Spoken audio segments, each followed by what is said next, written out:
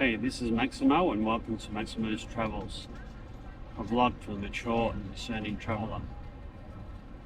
I'm standing in the middle of Piazza Unita in Trieste.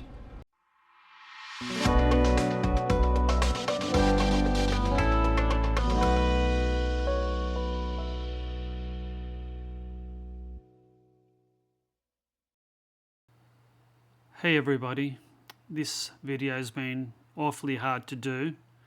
Just as I started editing this video, I got the really shocking and sad news that my cousin Elisabetta, who looked after us so well and took us to so many places in and around Trieste, Slovenia and Croatia, had suddenly passed away.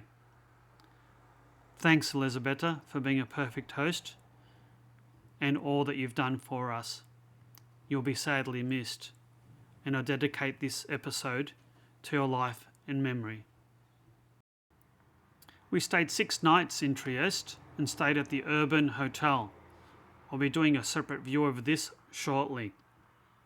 It was a great place to stay, centrally located and not too far from the main square, Piazza Unita. Trieste is on the very northern part of the Adriatic Sea, and it's a thin strip of land that borders Slovenia, and it's not too far from Croatia either. It has quite a big harbour, a deep water harbour, and the square and a lot of the main attractions are within walking distance. The first part of this video will be all the different attractions that you can see within easy walking distance from the centre of the city. Trieste was founded in 2 BC and taken over by Rome in 177 BC. It was part of the Austro-Hungarian Empire for millennia, from 1382 right up until the end of the First World War in 1918, when it then became part of the Italian Republic. The architecture of the city is dominated by Austro-Hungarian architecture, and its main square, Piazza Unita, is the biggest sea-facing square in the whole of Europe. All in all, a fantastic place to visit. And my relatives hail from Trieste, so there's an added bonus for me for coming here again. There's around about 200,000 people living in Trieste at the moment. Our first attraction is the Roman Theatre, just a short walk away from our hotel. So here I am in Trieste, and in the centre of the city, opposite the main police building, is a Roman theatre. This is built in the 1st century and it's remarkably well preserved. It's a pity you can't go in, but you're very, very close to it, and it's quite accessible, really. Apparently this could hold 6,000 spectators. And I'll try not to get stung by another European wasp today. Truly spectacular, isn't it? 1st century. This is built.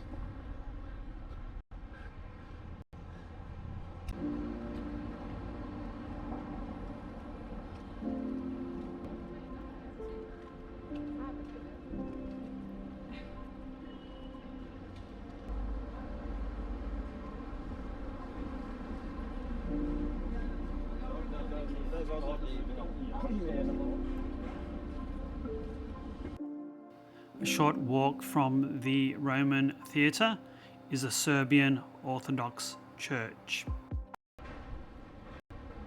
So this is a Greek church. We're outside, built in 1869. Trieste was a very cosmopolitan city because it was a free port for many centuries. You had a big melting pot of all different people coming here because of the trade.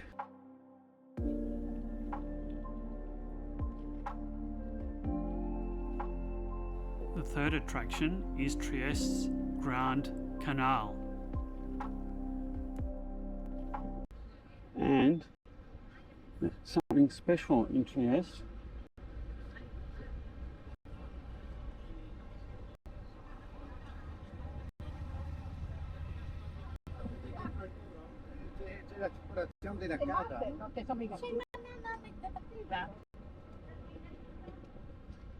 And this is Trieste's Grand Canal.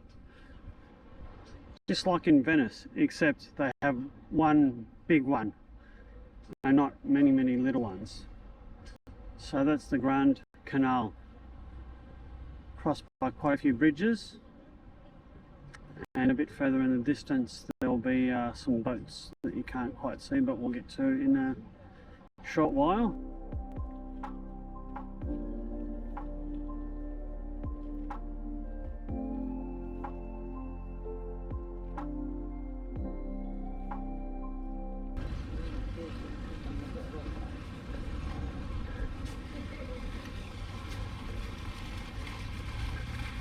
Nice little waterfall, and in the distance is the church of St. Anthony, I believe. That happens to be the church that my mother and father were married in. I think it's been closed for renovations for a number of years, but it does look open, so we might go inside and have a look.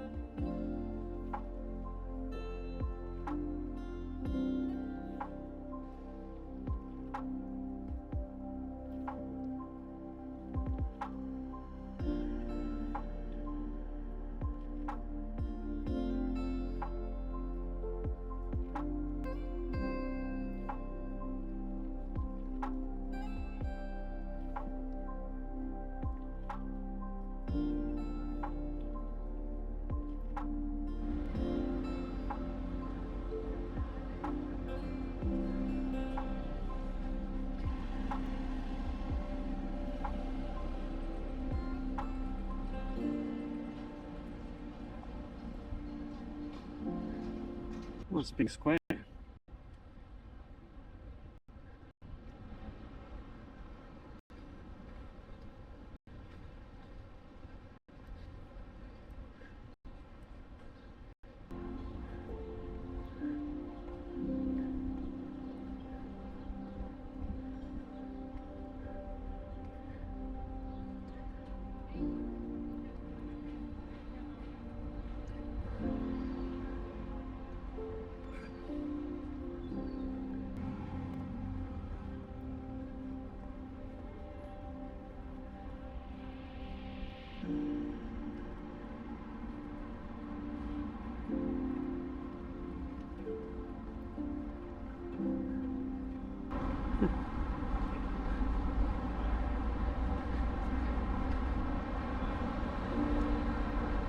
Sunken boat.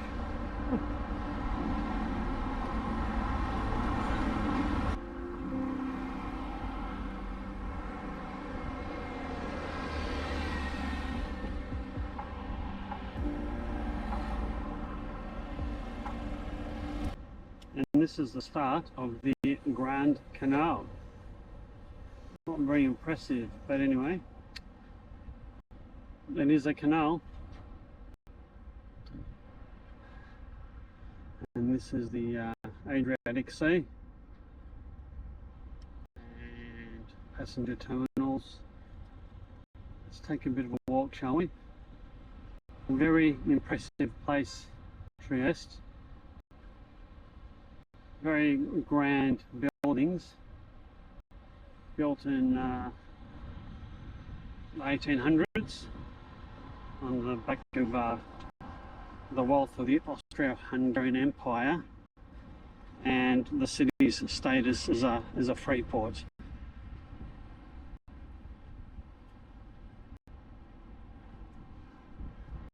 Might walk along that jetty, stone jetty. Our sixth attraction is the Molo Audace on the waterfront of majestic Trieste.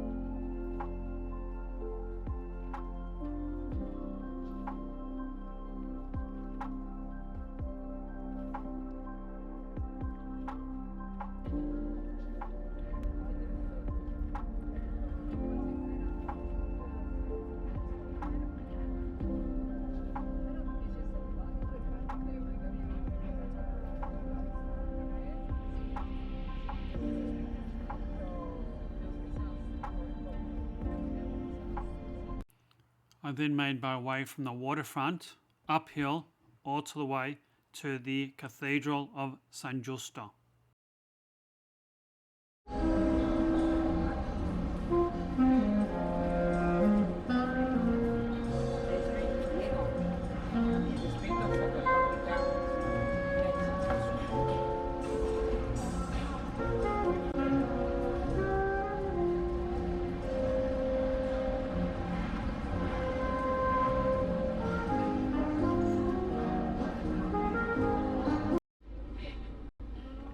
It's about 35 degrees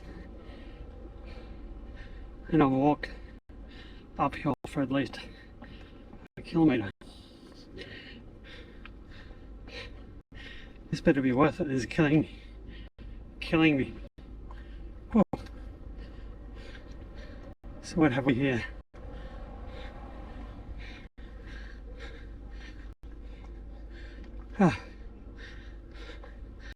All right. I've arrived. I'll spin it around for you.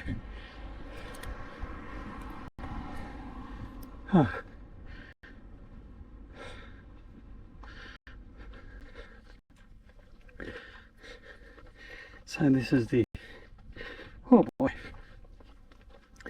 Cathedral of San Giusto.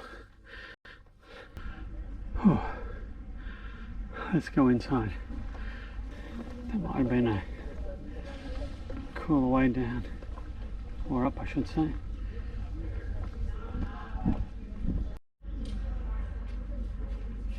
So this cathedral was built between the 11th and 14th centuries.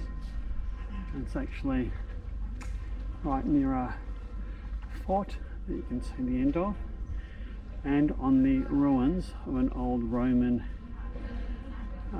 temple. So very, very historic. Let's go in, shall we?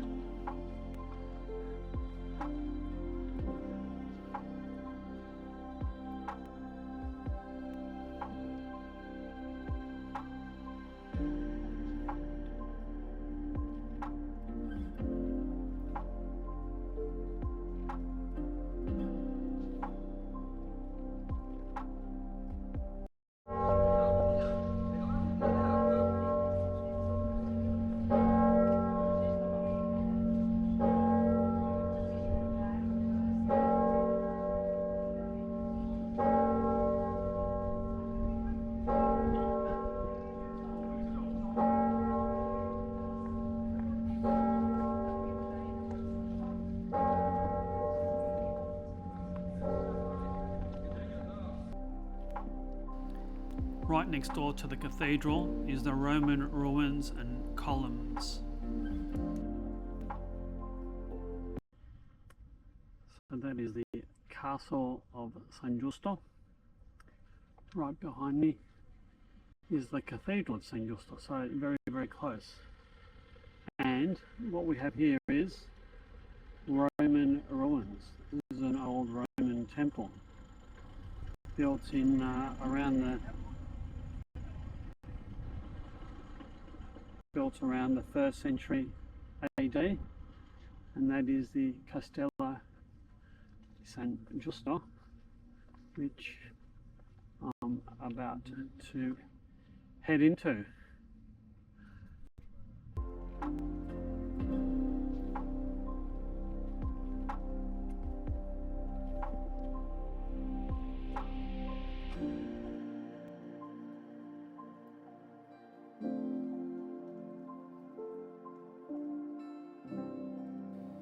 Adjacent to the ruins is the Castle of San Giusto, an old medieval fort.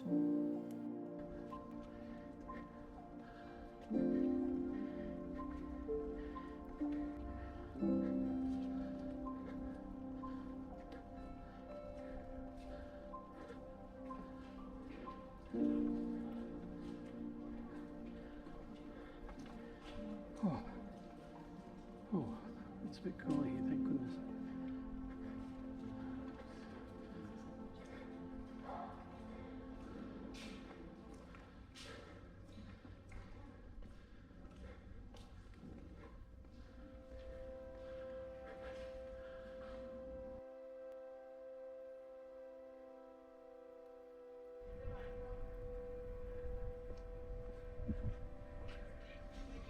So this is the interior of the Castle of San Giusto. It's quite big, isn't it?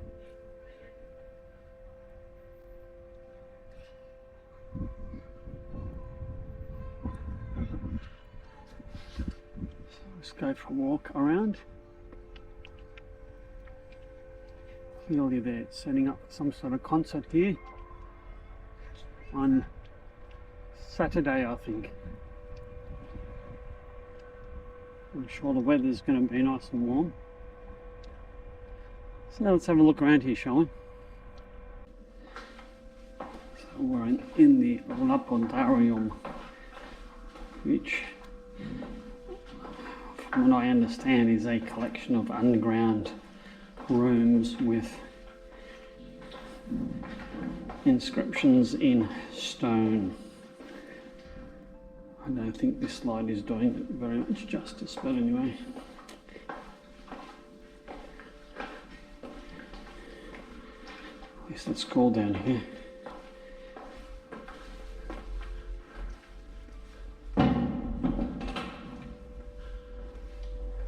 Statues.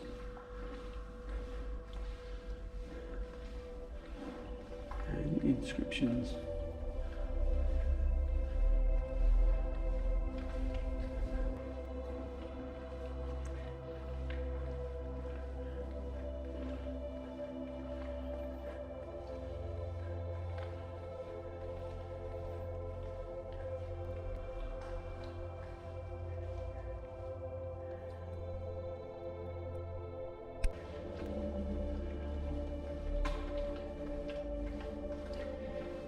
Oh, it's certainly cool down here.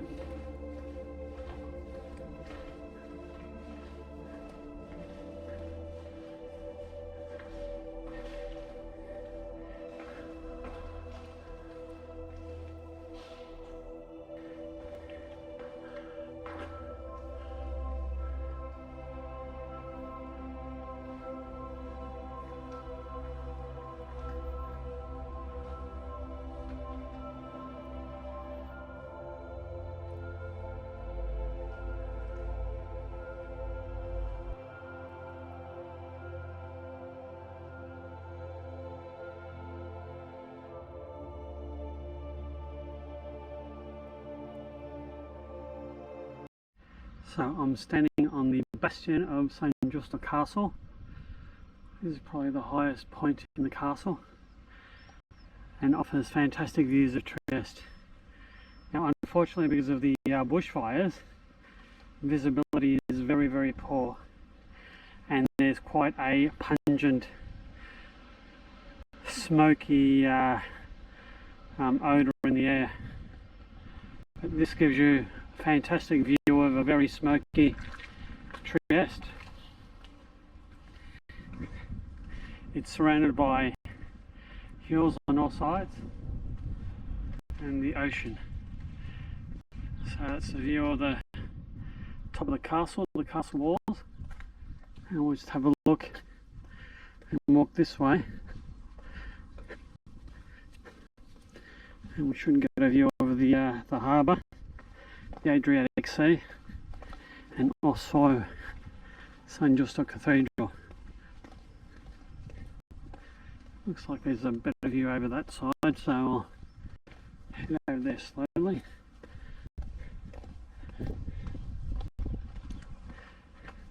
That's the bell tower of San Giusto Cathedral,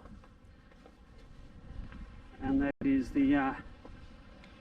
that's the harbour. Very smoky, you can hardly see more than about a kilometre. I'll head over to the other side, I think.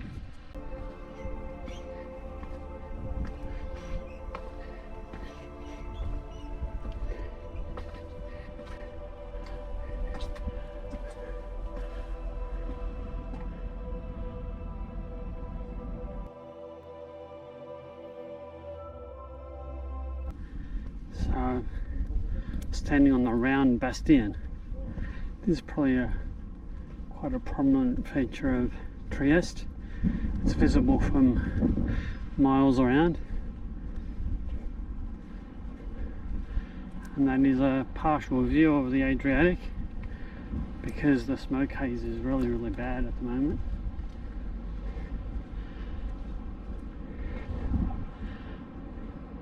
Quite bad.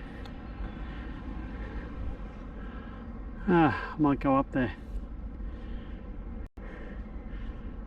I'll see what it's like.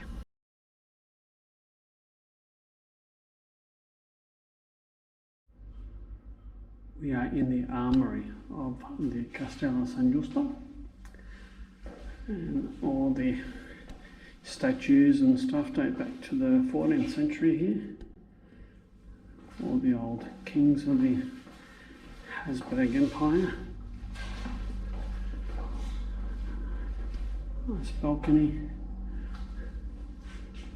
Original fireplace, and we're walking into the armory proper now, with swords and spears and other medieval weapons.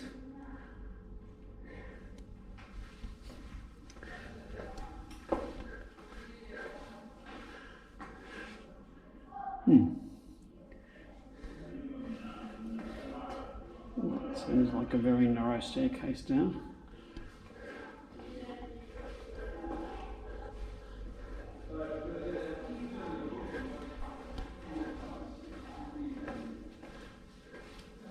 And these are Renaissance weapons.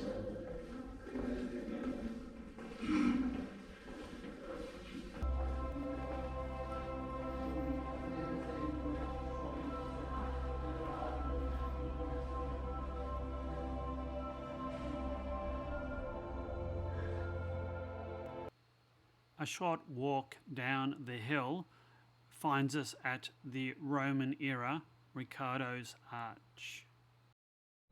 This is the Arco di Riccardo, one of the ancient Roman arches that form part of the walled city of Trieste in the 1st century AD. There's not many bits of the wall left, but they have left this arch. Very unusual, just in the middle of the city, just to find something like this. A walk further towards the coast and quite near Piazza Unita is Piazza di Cavana.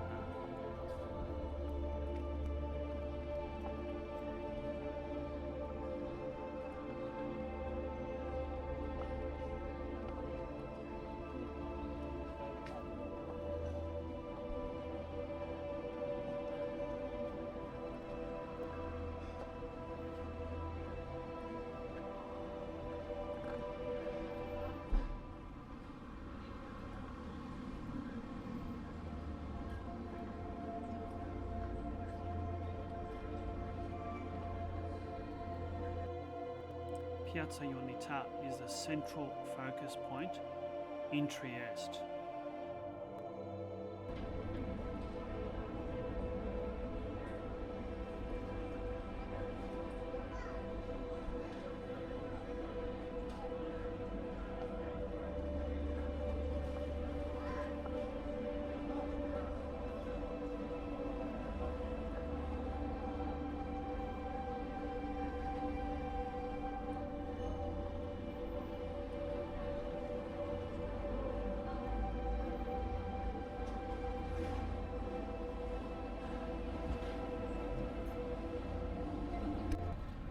I'm standing in the middle of Piazza Unita in Trieste. This piazza is the largest sea-facing piazza in all of Europe. Most of the buildings here were built in the mid-1800s when this particular city was part of the Austro-Hungarian Empire. This is quite a very big and grand piazza, and I'll show it to you and describe some of the key parts of it. So here we are, Piazza Unita, with the train in the middle of it. I think it's some sort of ad or info centre for new trains that are coming to this part of the area. You know, it sort of is a shame. But what we have here, and I'm moving into the sun and the heat, is quite a famous sculpture, and it's basically the a sculpture about exploration, and on each of the corners of the sculpture were the 4 known continents of the world. Now, I'm not really sure what to make of these, but that could be sort of Europe. Well, no, actually, that looks like a camel, so that was probably Egypt and Africa. That looks like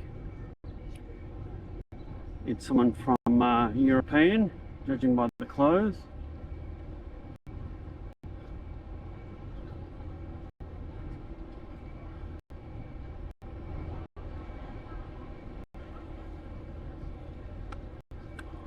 That is an American Indian.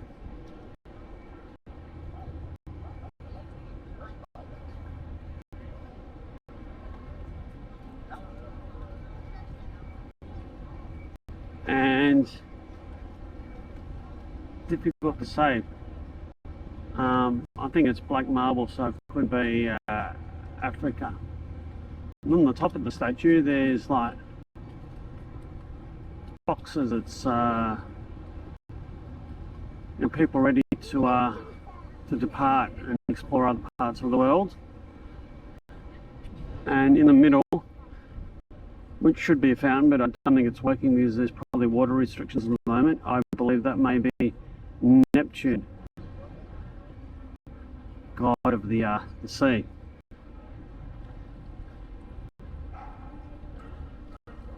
Quite a big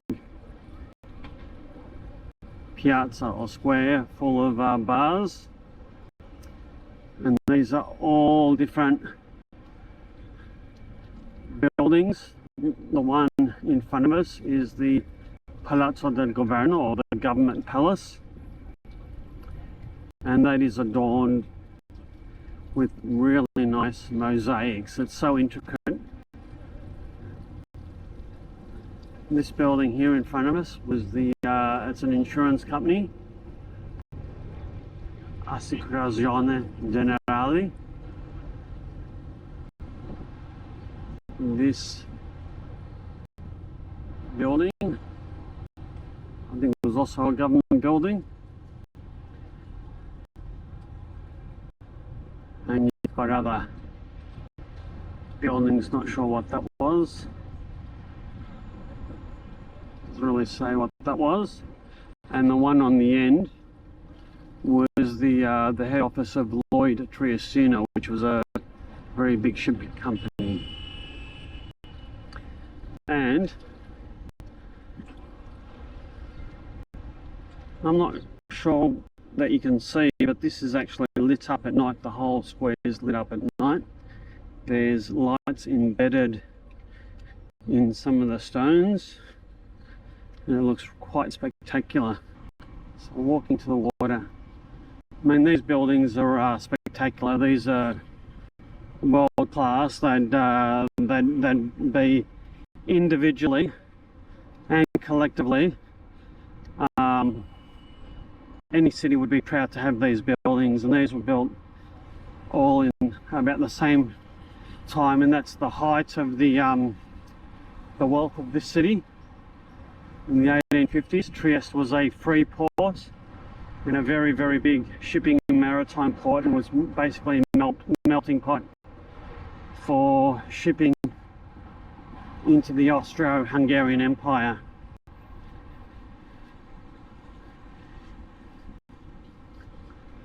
So we can see that it's a deep water port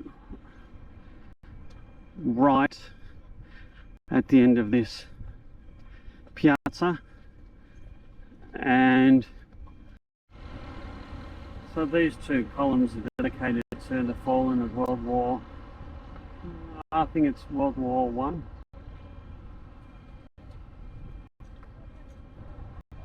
And they have the names of the fallen soldiers inscribed on them, so that would be a fairly decent honour. And that is the crest of the Hungarian Empire.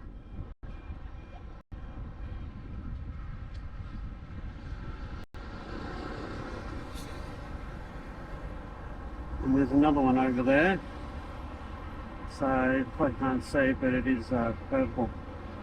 And there's another series of soldiers on foot. I'll cross the road without getting run over.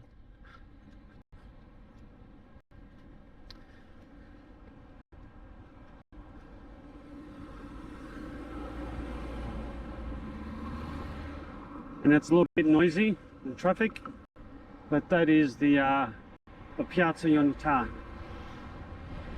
It's been named Piazza Unita to celebrate the unity of Italy in the late 1800s.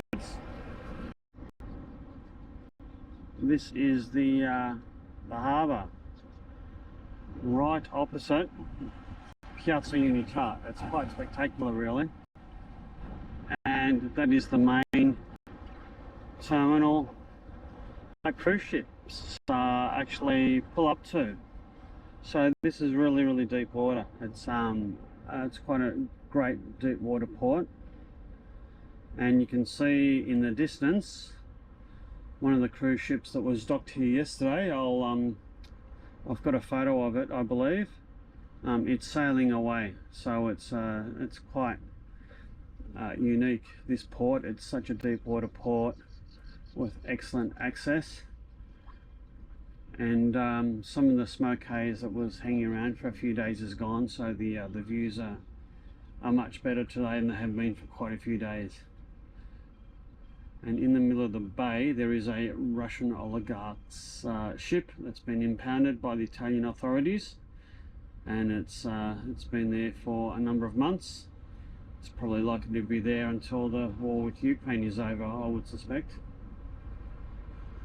But yeah, this is Piazza Unita, Trieste.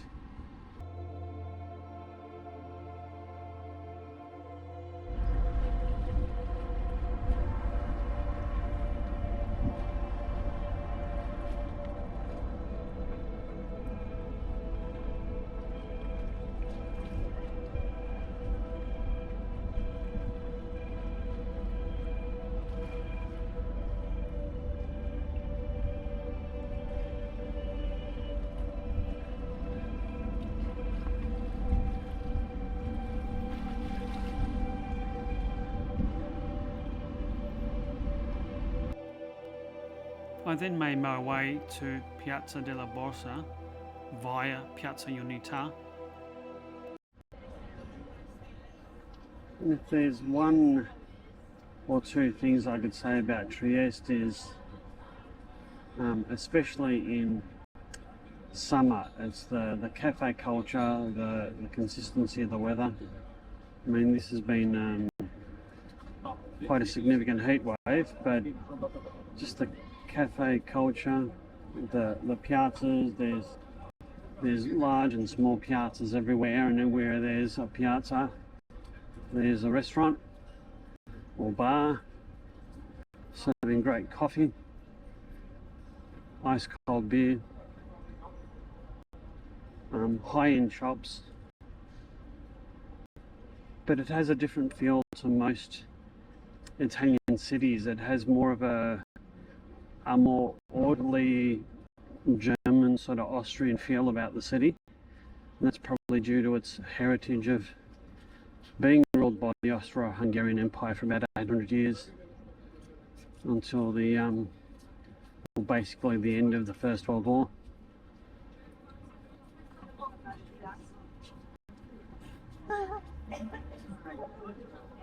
Grand buildings.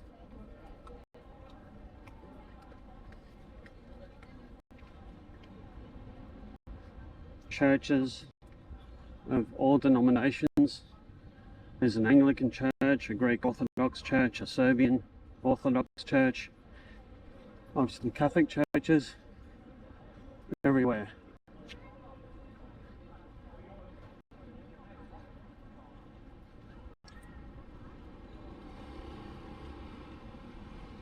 I may go inside this one.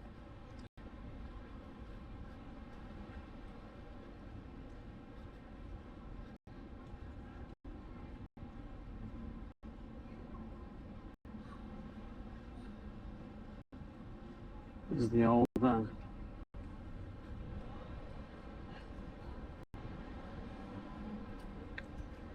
can't go inside. It's old stock exchange buildings.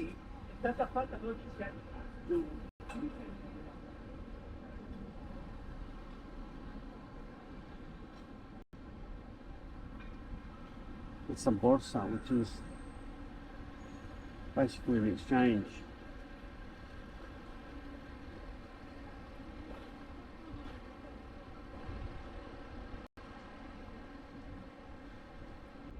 Apparently Trieste is the third most visited Italian city by tourists. I'd say that would be helped by the fact that the very, very large cruise ships can dock right into the heart of the city. So you're strolling the streets of Trieste and there's little piazzas and pedestrian areas and cafes absolutely everywhere. It's got a really good feel to it. Sort of a lively, bustling feel to it.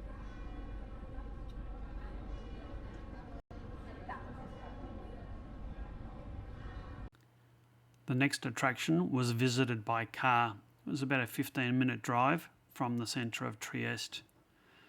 We went to Mount Grisa, which sits atop a very tall hill overlooking the Gulf of Trieste. Unfortunately, when we got there, the place was closing in a couple of minutes and we missed out. There's a couple of photos that I've sourced the internet. You should go, just get your timing right. Afterwards, we drove a short while down to the coast and to Barcola. Here we are in Barcola in Trieste. Monte Grisa.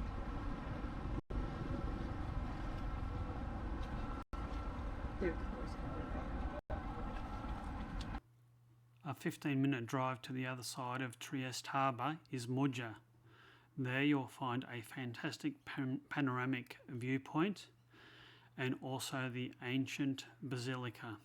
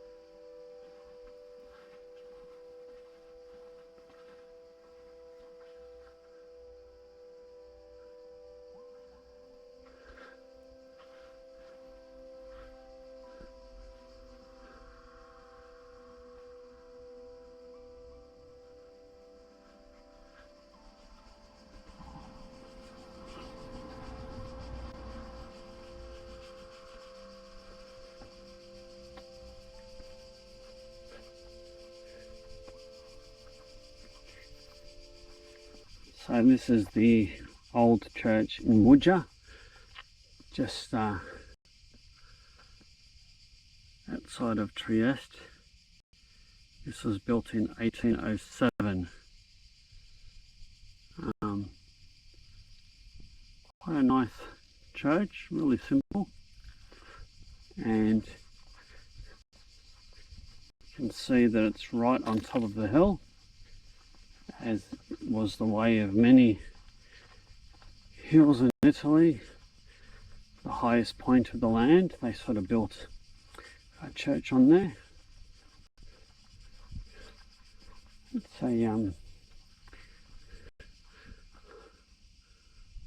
it's the graveyard.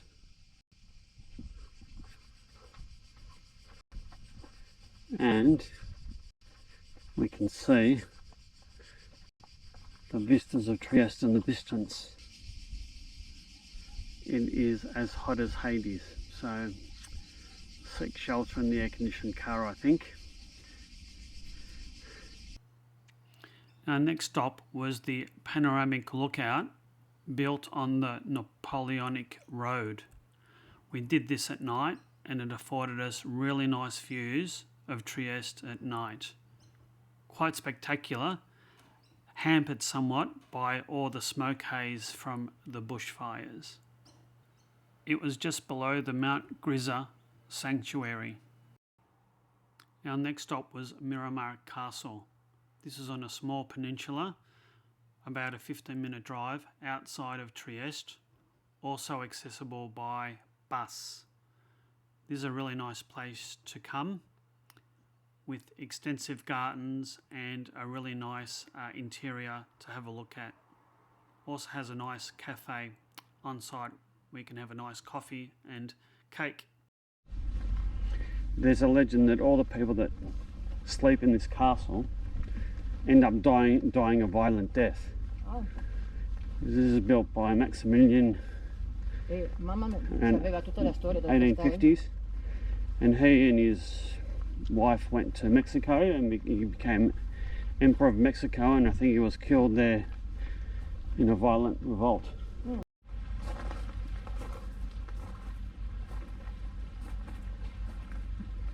So this is Miramare Castle.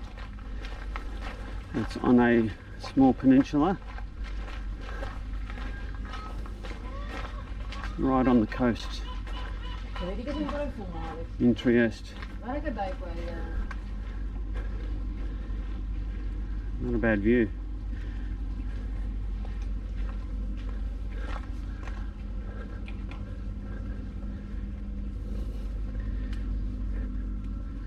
Oh, it's hot out of the hot in the sun.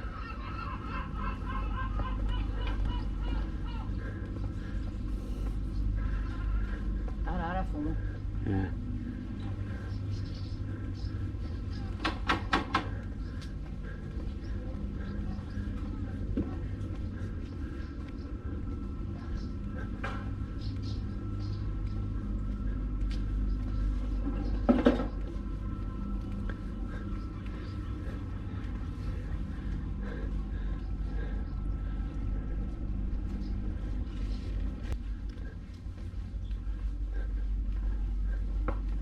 Mio collega in Slovacchia e parlava abbastanza bene inglese, no? Un giorno che parlava una delle voci in inglese, alla fine fa tutta la frase in inglese e alla fine fa: ci vuole scalpello e martello, non mi viene una parola in inglese, te la dico in italiano. Ed è qua il partiva, no? Yeah. Massimiliano. Scusa. Questi alberi dovessi sbassarli un po'. I'm going to come back and take some photos of that.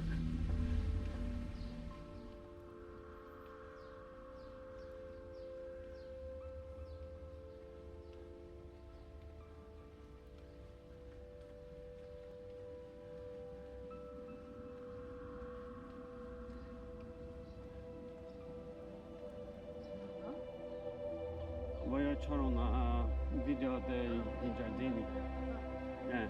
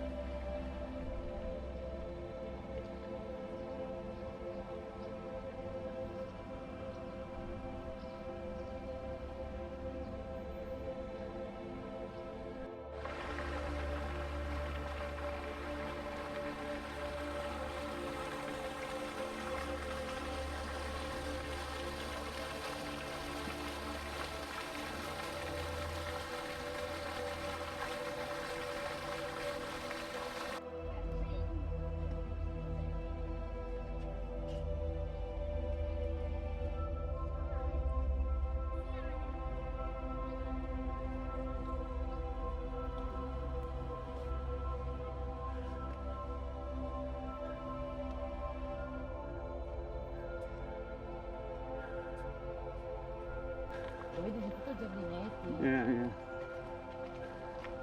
Quite extensive gardens.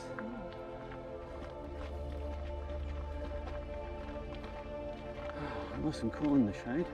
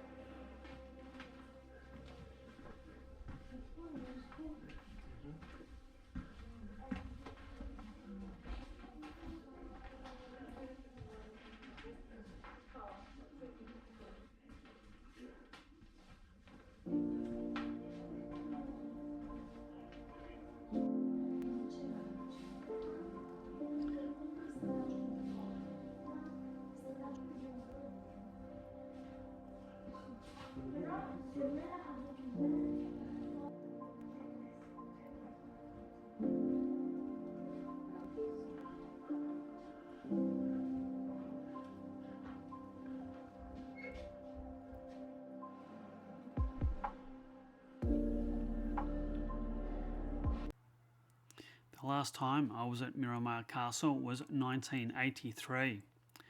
I was fortunate to have one of my cousins being involved in the restoration of this castle, and I was able to, one, get in for free, but secondly, to go all the back areas, including the roof, and going all around and seeing the insides of the castle, which looked very much like a modern building.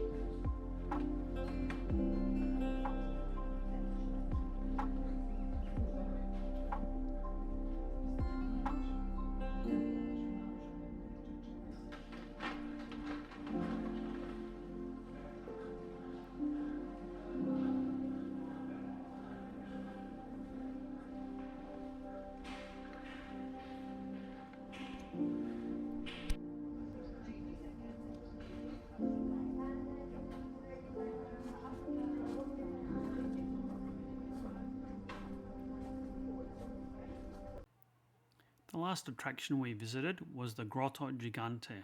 This is about a 10-minute drive out of Trieste along somewhat tortuous and narrow roads towards the end. But we got there. It was a very, very hot day, and it was fortunate that the cave was quite cool, being deep underground. One of the things that we didn't realise was, one, it's advisable to book ahead because it can be very, very busy. And secondly, there's 500 steps down and 500 steps up. One of our party had a issue with a knee on the day, and we only found out about the steps and the difficulty that that person would have only after we bought the ticket. We explained our situation to the staff, and they were gracious enough to issue a refund, so thanks very much. The tours are conducted in many languages, and it is a truly spectacular sight. It's such a big cave, very, very open area, cathedral-like, and even though it was very humid, the coolness was a relief from the high 30s of the day.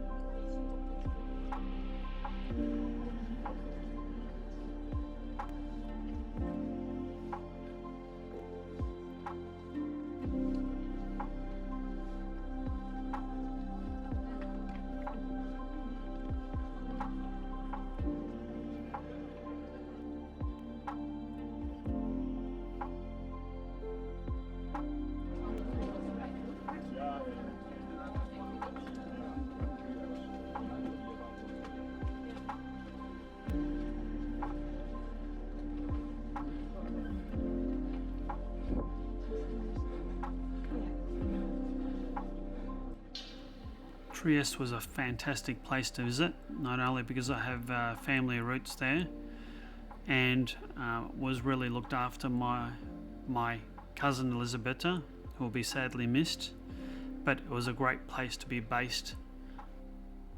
We had a couple of really nice day trips from Trieste into Slovenia and Croatia, and I'll be posting those videos soon. But as I said at the outset, I had a fantastic time. Goodbye, Elisabetta. I'll miss you deeply. This video is in your memory. Bye.